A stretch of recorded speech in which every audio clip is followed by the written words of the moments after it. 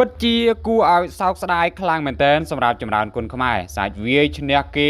100%ហើយប៉ុន្តែយើងថយពេកហើយត្រូវបានលោកអាជ្ញាកណ្ដាលប្រមានទៀតជាហេតុធ្វើឲ្យ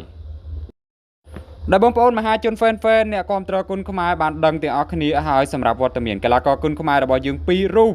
ដែលចេញទៅប្រកួតនៅឯទឹកដីនាប្រទេសអូស្ត្រាលីសង្វៀន Fairtech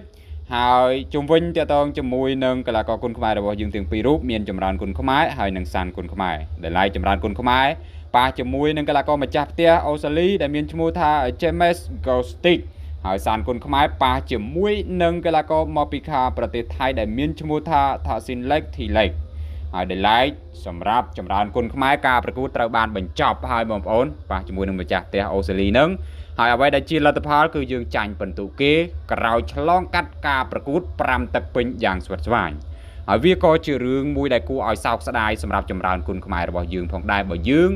មើលអំពីសាច់វាជាក់ស្ដែងពីទឹក1ដល់ទឹក5បងប្អូនទឹក1យើងឃើញថាចម្រើនព្យាយាមចេញជើងច្រើនប៉ុន្តែជាប់ឃុំគេបងប្អូនអញ្ចឹងអាចនិយាយបានថាយើងរៀងចាញ់ credit គេបន្តិចដោយសារតែគេចេញចម្រុះមានកណ្ដាប់ដៃមានទាត់ជើងអីអញ្ចឹងទៅហើយគេចេញអាវុធចំជាងយើងហើយចំពោះទឹក2សម្រាប់កីឡាករចម្រើនគាត់ធ្វើបានល្អបងប្អូនគាត់បានវាយឲ្យកីឡាករអូស្ត្រាលីមានស្នាមរបួសក្រោយពេលបុកកែង2កែងជាបន្តបន្ទាប់អញ្ចឹងអាចនិយាយបានថាប្រៀបយើងវិញហើ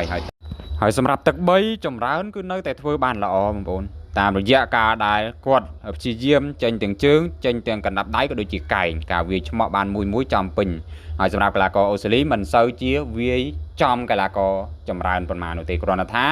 អ្វីដែលជាអវង្ការរបស់គេគឺគេព្យាយាមដេញតាមប្រមាណយើងហើយចំពោះទឹក4ក៏យើងមើលឃើញថាចម្រើននៅតែល្អដែរហើយទឹក5ក៏ដូចគ្នាចម្រើនព្យាយាមបុកកែងហើយទឹក4យើងឃើញហើយកលាបសក់របស់ចម្រើននឹងធ្វើឲ្យកីឡាករអូស្ត្រាលីនឹងរៀងផ្ងាកដែរបងប្អូនអញ្ចឹងសម្រាប់ទឹក5គឺអាជ្ញាកណ្ដាលបានប្រមានកីឡាករចម្រើនមួយលើកដោយកាត់ពិន្ទុតែម្ដងបន្ទាប់ពីចម្រើនគាត់ព្យាយាមក្នុងការដែលយកដៃទៅពឹងនឹងខ្សែសង្វៀនច្រើនដងពេកអញ្ចឹងវាជារឿងមួយដែលគួរឲ្យសោកស្ដាយហើយយ៉ាងណានេះជាបទពិសោធន៍ថ្មីមួយបងប្អូនសម្រាប់កីឡាករគុណខ្មែររបស់យើងសម្រាប់ការដែលចេញទៅប្រកួតនៅសង្វៀនខាងក្រៅស្រុកប្រសិនបើក្នុងលក្ខខណ្ឌមួយយើងវាយគេមិនដាច់មិនលះហើយយើងព្យាយាមថយច្រើនពេកនោះពិតប្រាកដណាស់បងប្អូនអាវងតាគឺយើងចាញ់គេហើយគេអត់ឲ្យយើងឈ្នះទេអញ្ចឹងសង្ឃឹមថាកីឡាកររបស់យើងនឹងចាំហើយពិតជាក់ស្ដែងបងប្អូន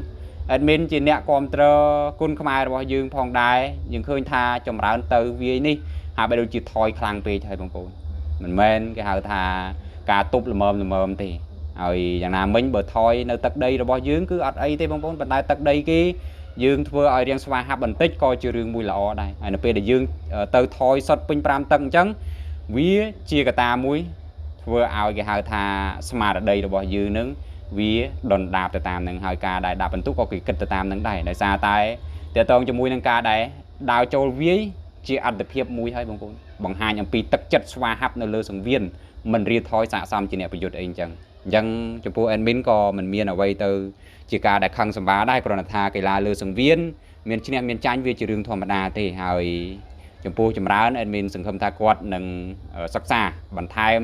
នៅអ្វីដែលជាចំណុចខ្វះខាតរបស់ខ្លួនសម្រាប់ការដែលប្រកួតនៅលើឆាកអន្តរជាតិដើម្បីគេហៅថាលើកស្ទួយវិស័យក្បាច់គុនខ្មែររបស់យើងហើយបើយើងនិយាយអំពីចង្វាក់ក្បាច់បច្ចេកទេសតិចនិចអីប៉ុណ្ណេះយើងអាចទទួលយកបានប៉ុន្តែអ្វីដែលយើងហើយមើលទៅឃើញជាក់ស្ដែងទាំងអស់គ្នាគឺការថយនឹងតែម្ដងអញ្ចឹង admin មានប៉ុណ្ណឹងហើយបងប្អូនយល់ឃើញយ៉ាងណាបន្ទាប់ពីទស្សនាការប្រកួតរបស់កីឡាករចម្រើនគុនខ្មែររបស់យើងដែលវាយ5ទឹកជាមួយនឹងកីឡាករម្ចាស់ផ្ទះអូស្ត្រាលីហើយលទ្ធផលយើងចាញ់គេដោយពិន្ទុ